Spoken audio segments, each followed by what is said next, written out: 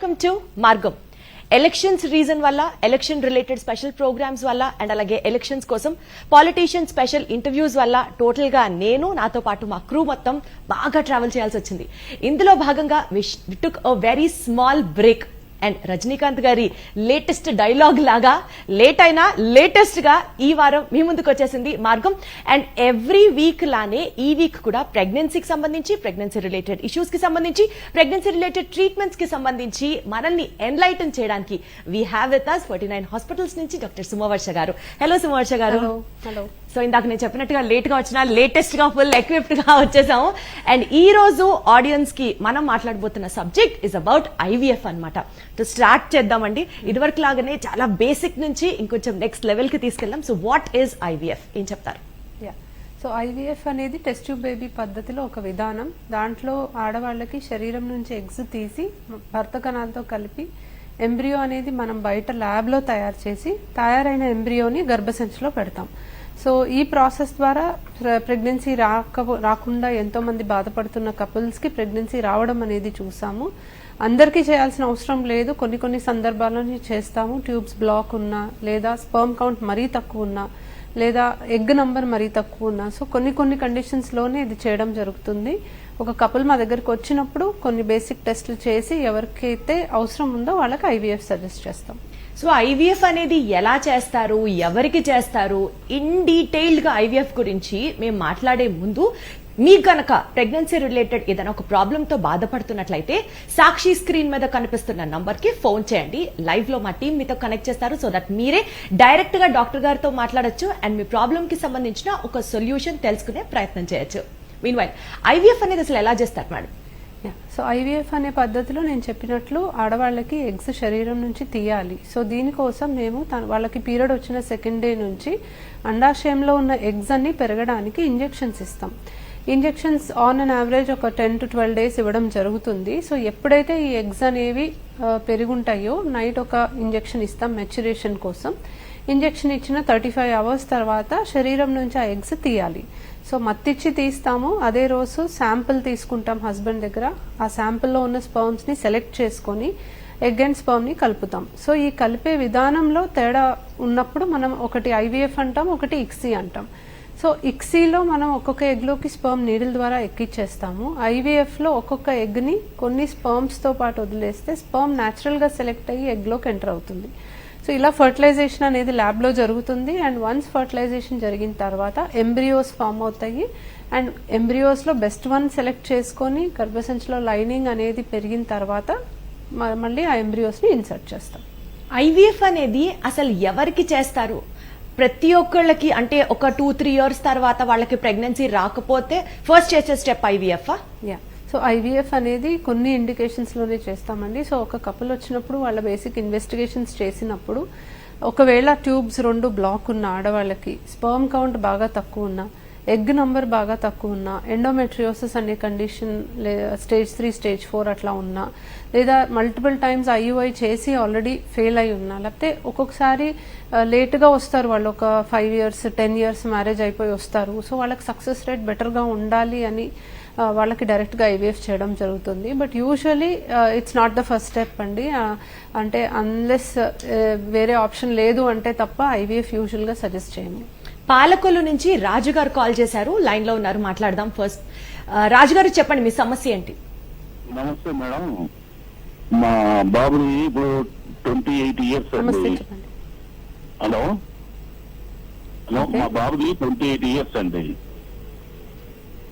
Hello, okay, మా బాబుది 28 years అండి మేడం గారు. రాజు ఏమైందంటే, హలో వినిపిస్తోందండి, మీరు చెప్పండి. ఆయనకి చిన్నప్పుడు ఏమైందంటే మాకు 6th year 7th year లో ఒక టెస్ట్, 2 tests లోపల ఉండిపోయిన అన్నారు. సరే, తర్వాత వాళ్ళు ఆపరేషన్ చేయిస్తే ఒక టెస్ట్ బయట ఉంది, 2 అవసరం లేదండి, లోపలే ఉండిపోయింది అది అని చెప్పి చేశారు.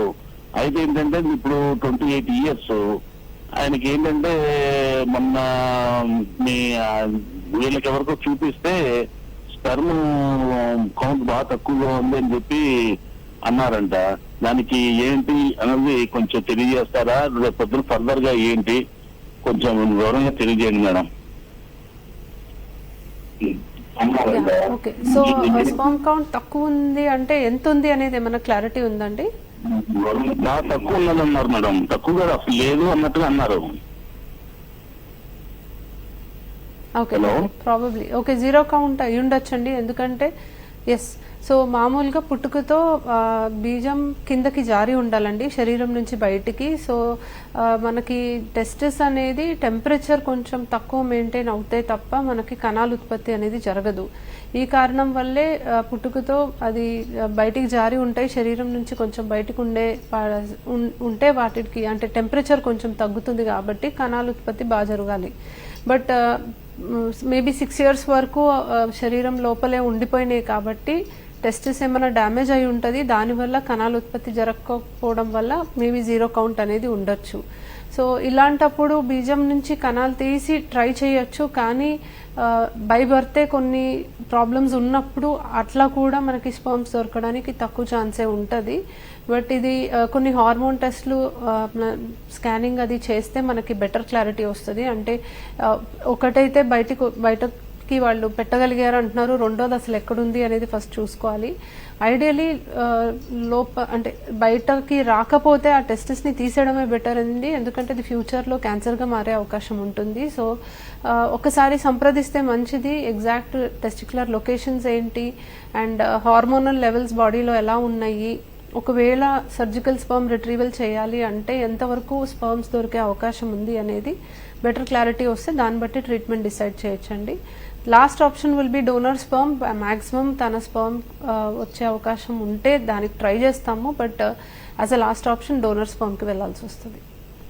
అంటే ఇది కేవలం ప్రెగ్నెన్సీ పరంగా కాకుండా అతనికి బేసికల్ గా కూడా హెల్త్ కి చాలా అవసరం. కంపల్సరీగా ఫాలో అప్ ట్రీట్మెంట్స్, చెకప్స్ అన్ని చేయించుకుంటూ ఉండాలి. అసలు స్కాన్ అవి కంపల్సరీగా చేయించుకోవాలి. డెఫినెట్లీ అండి, డెఫినెట్లీ. రైట్. సంతానలేమి సమస్యతో బాధపడుతున్న వారికి ఎవరెవరికి ఐవీఎఫ్ అనే ట్రీట్మెంట్ చేస్తారండి? సో 2 ట్యూబ్స్ బ్లాక్ ఉన్న వాళ్ళకి, స్పర్మ్ కౌంట్ మరీ తక్కువ ఉంది, ఐయుఐ కూడా చేయడానికి సరిపడా స్పర్మ్ కౌంట్ లేదు, అండ్ ఇట్లా జీరో కౌంట్ ఉంది అని మనం బీజం నుంచి కణాలు తీసి ట్రై చేసినప్పుడు కంపల్సరీ టెస్ట్ ట్యూబ్ బేబీ చేయాలి. డోనర్ ఎగ్ కొన్ని సందర్భాల్లో వెళ్తాము, వాళ్ళకి కంపల్సరీ టెస్ట్ ట్యూబ్ బేబీ చేయాలి. సరోగసీ చేయాలన్నా టెస్ట్ ట్యూబ్ బేబీ చేయాలి. ఎండోమెట్రియోసిస్ అనే కండిషన్లో చేస్తాము. కొంతమందికి జస్ట్ అన్ఎక్స్ప్లెయిన్డ్ ఇన్ఫర్టిలిటీ అంటే అన్ని టెస్టులు నార్మల్ ఉంటాయి, ఐయుఐస్ 3-4 times ట్రై చేస్తాం, అప్పటికీ ప్రెగ్నెన్సీ రాలేదు, అప్పుడు కూడా మనం టెస్ట్ ట్యూబ్ బేబీ చేస్తాం. సో కొన్ని కండిషన్స్లోనే సజెస్ట్ చేస్తాం. అయితే ఈ ఐవీఎఫ్ ట్రీట్మెంట్ ఇస్తే ఖచ్చితంగా ప్రెగ్నెన్సీ వస్తుందా అని ఆశలు పెట్టుకుంటూ ఉంటారు జనం. ఖచ్చితంగా రాదు అని మీరు చాలా సార్లు చెప్పారు, దానికి ప్రాబబిలిటీ రేషియో కూడా ప్రతిసారి చెప్తూ వస్తున్నారు.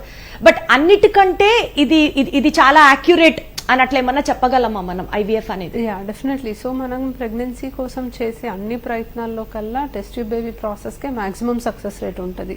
సో మెడికేషన్స్ ఇస్తాం, కొంతమందికి న్యాచురల్గా ట్రై చేస్తారు, లేదా ఐయుఐ చేస్తాము. సో ఏ ప్రాసెస్లో కూడా ఇంత సక్సెస్ రేట్ ఉండదు as much as it is in test tube baby process. ఎందుకంటే ఎగ్స్ తీసి స్పర్మ్తో కూడా మనం కలిపి ఎంబ్రియో కూడా ఫామ్ చేసి పెడుతున్నాం.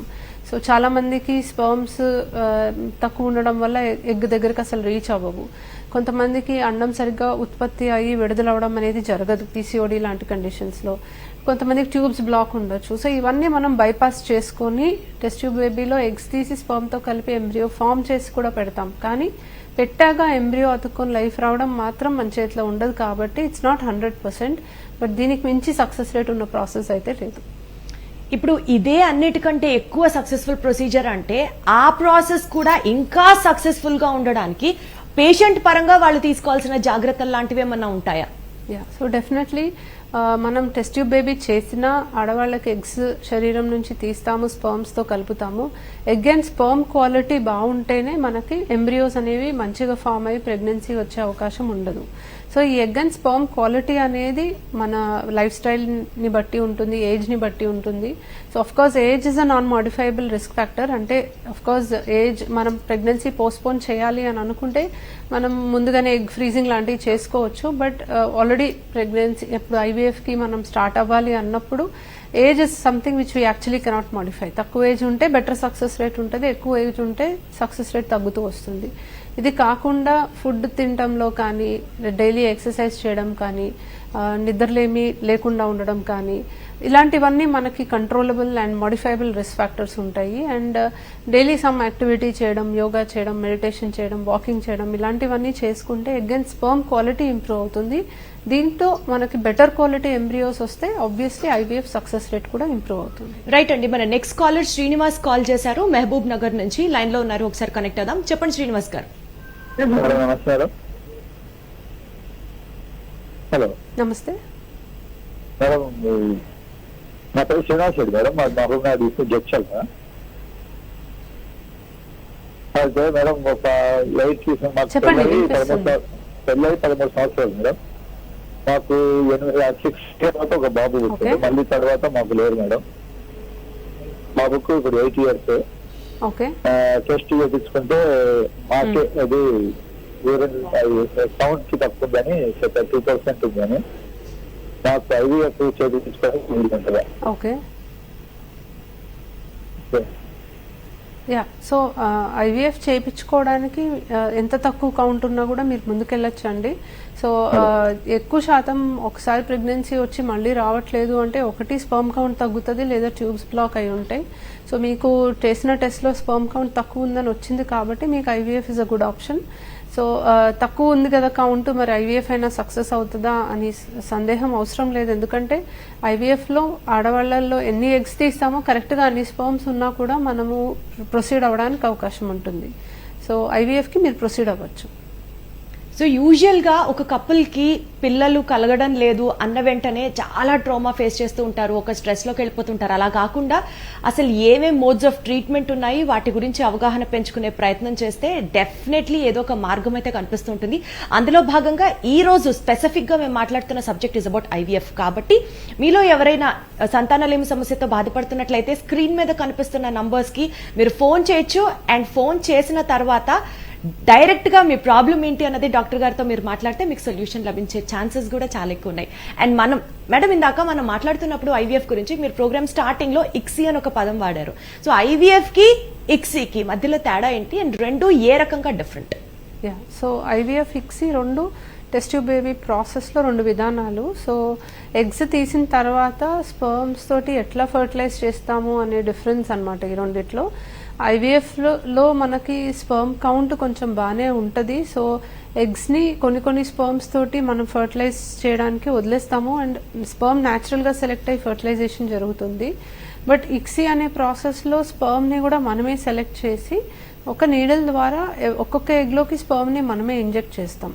సో ఈ రెండు కూడా మనం రెగ్యులర్గా చేసే ప్రాసెసెసే. అంటే ఇప్పుడు ఐవీఎఫ్ చేయట్లేదు, ఇక్సీఏ చేస్తున్నాం అట్లా ఏం లేదు. బట్ మినిమం స్పర్మ్ కౌంట్ ఉంటే తప్ప మనం ఐవీఎఫ్ చేయడానికి వీలు పడదు. సో ఎవరికి ఐవీఎఫ్ చేయాలి, ఎవరికి ఇక్సీ చేయాలి అనేది ఆ పేషెంట్ కండిషన్ని బట్టి మేము డిసైడ్ చేయడం జరుగుతుంది.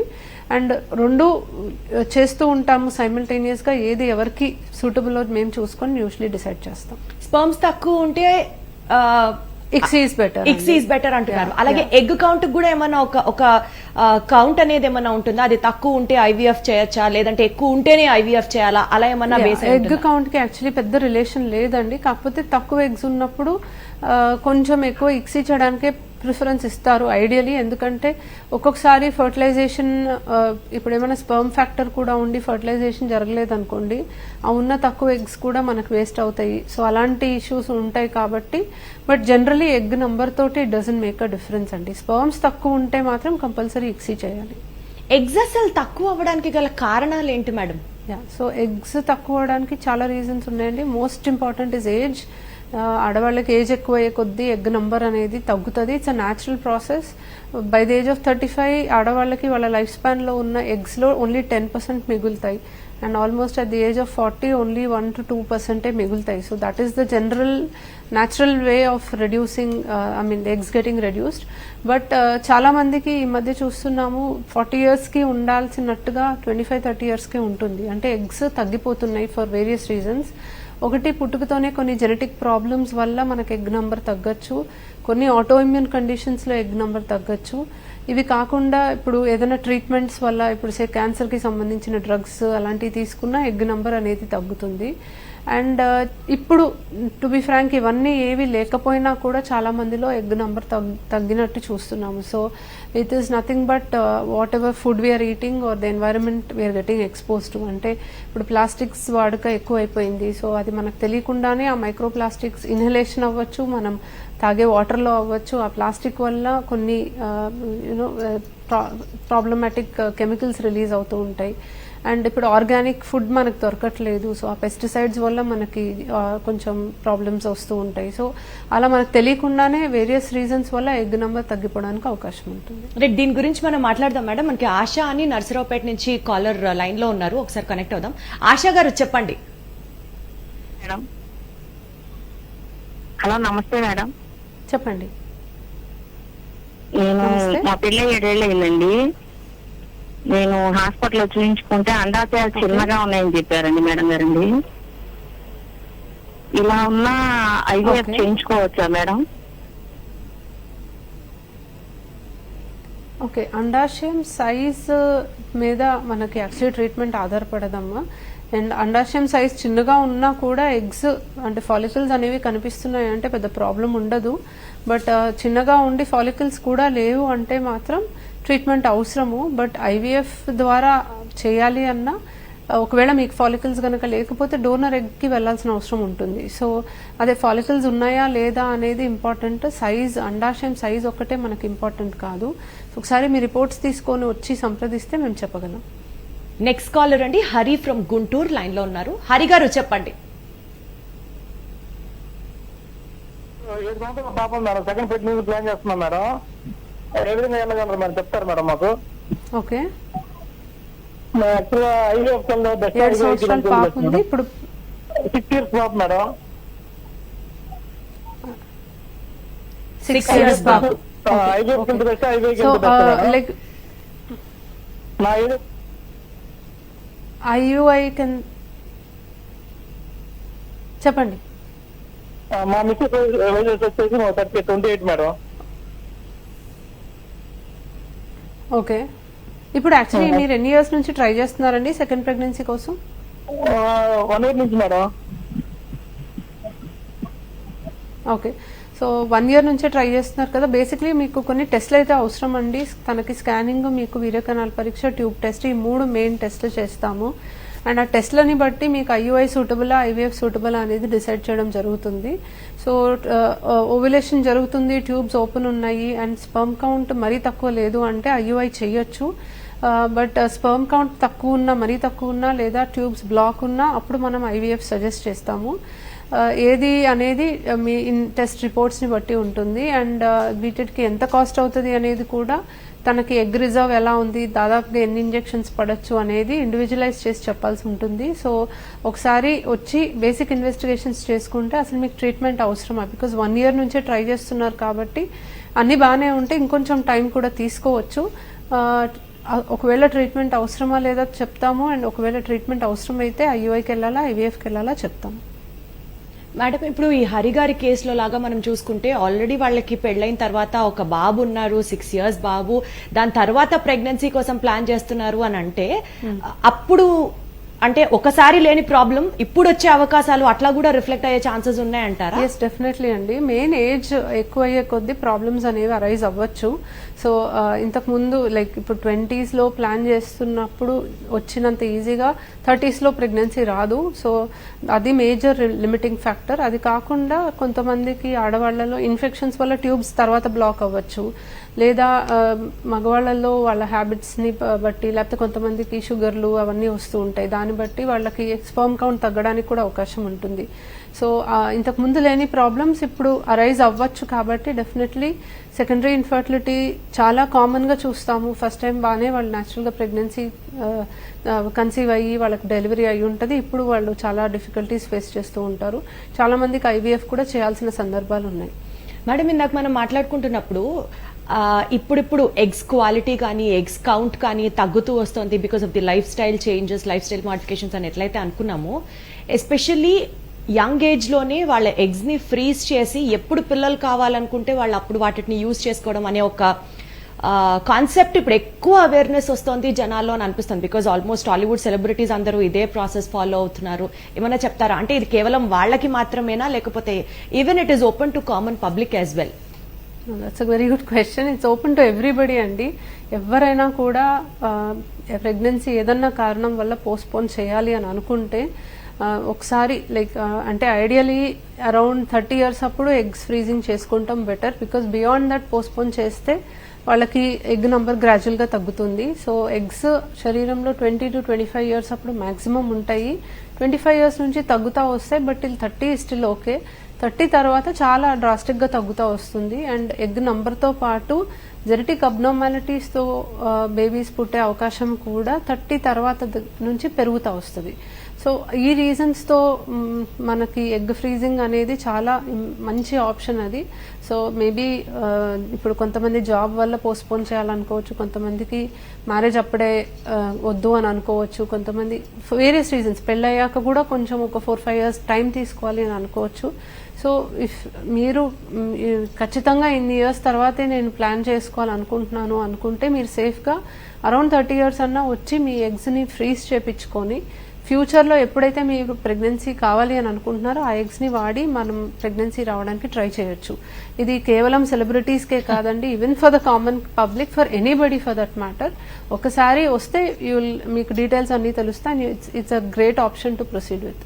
వండర్ఫుల్. సో పులివెందుల నుంచి శ్యామల గారు లైన్ లో ఉన్నారు, ఒకసారి కనెక్ట్ అవుదాం. చెప్పండి శ్యామల గారు.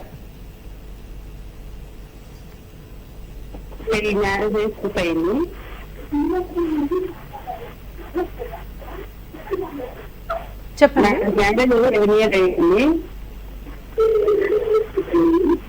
నాకు పిల్లలు లేరు, హాస్పిటల్ చూపిస్తున్నాను. నాకైతే అన్ని బాగున్నాయి అన్నారు. మ్యాన్స్ అవి తక్కువ ఉన్నాయి అవి అని చెప్పారు. తర్వాత టాబ్లెట్లు ఇచ్చారు. 5 నెలలు వాడినాము టాబ్లెట్లు. కానీ నేను లేవు. మేడం చెప్పింది అవి అని చెప్పింది.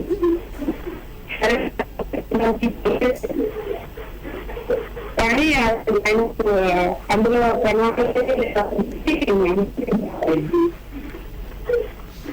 ఇప్పుడు ఏం చేయాలో మీకు సలహా చెప్పింది. ఓకే, సో అంత క్లియర్ గా లేదు వాయిస్ బేసికలీ, బట్ ఒక్కసారి మళ్ళీ రిపీట్ చేయమని అడుగుదామా క్వశ్చన్ ని? శ్యామల గారు, మీ వాయిస్ కొంచెం ఆడిబుల్ గా లేదండి, ఒకసారి క్లియర్ గా చెప్తారా?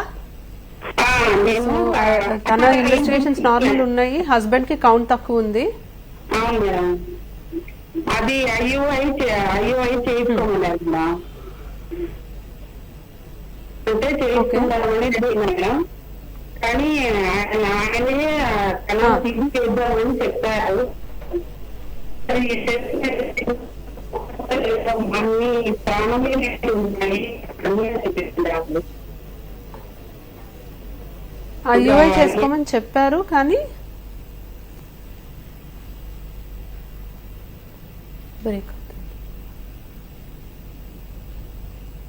ఓకే, వాయిస్ బ్రేక్ అవుతుందండి. సో ఐయుఐ చేసుకోమని చెప్పినట్టుగా అనిపిస్తుంది నాకు, బట్ మీకు దాని గురించి ఏదో డౌట్ ఉన్నట్టుంది. సో బేసికలీ ఐయుఐ చాలా సేఫ్ ప్రొసీజర్ అండి. మీకు ఎగ్ పెరిగి రిలీజ్ అవ్వడానికి టాబ్లెట్స్ ఇంజెక్షన్స్ ఇస్తారు. ఒక 1 week తర్వాత స్కాన్కి రమ్మంటాము. ఎగ్ పెరుగుంటే రిలీజ్ అవ్వడానికి ఇంజెక్షన్ ఇచ్చి ఆ టైంకి మీ హస్బెండ్ శాంపిల్ తీసుకొని ప్రాసెసింగ్ చేసి కదలిక ఉండే కణాలు మాత్రం సెపరేట్ చేసి మీ గర్భసంచిలోకి ఎక్కిస్తాం. ఇది చాలా సింపుల్ ప్రొసీజర్, ఆల్మోస్ట్ ఒక న్యాచురల్ కన్సెప్షన్ లాగానే ఉంటుంది. కాకపోతే దీనికి సక్సెస్ రేట్ తక్కువ. ఒక 10 మందిలో మేబీ ఒకళ్ళకో మహా అయితే 2కో ప్రెగ్నెన్సీ వచ్చే అవకాశం ఉంటుంది. బికాజ్ మనం స్పర్మ్స్ని ఎగ్ రిలీజ్ అయ్యే టైంకి దానికి దగ్గరలోకి పంపిస్తున్నాం తప్ప ఆ తర్వాత జరగాల్సింది ఏది మన కంట్రోల్లో ఉండదు. స్పర్మ్స్ ఎగ్ దగ్గరికి రీచ్ అవ్వాలి, అవి రెండు కలిసి ఒక ఎంబ్రియో ఫర్టిలైజేషన్ అనేది జరగాలి, అది వచ్చి మళ్ళీ గర్భసంచిలో అతుక్కోవాలి. సో ఇవన్నీ మన కంట్రోల్లో ఉండవు కాబట్టి సక్సెస్ రేట్ కొంచెం తక్కువ. బట్ అన్నీ బాగానే ఉంటే ఒక 3 attempts వరకు మీరు ట్రై చేయొచ్చు ఐయుఐ. అప్పటికి మీకు వర్కౌట్ అవ్వకపోతే IVF is the next option. But sperm count minimum 5 million moving sperms ఉంటేనే ఇది మీరు ట్రై చేయండి. దానికన్నా తక్కువ ఉంటే IVF is a better option. మీ క్వశ్చన్ నాకు అంత క్లియర్గా వినపడలేదు, but I hope I answered your doubt.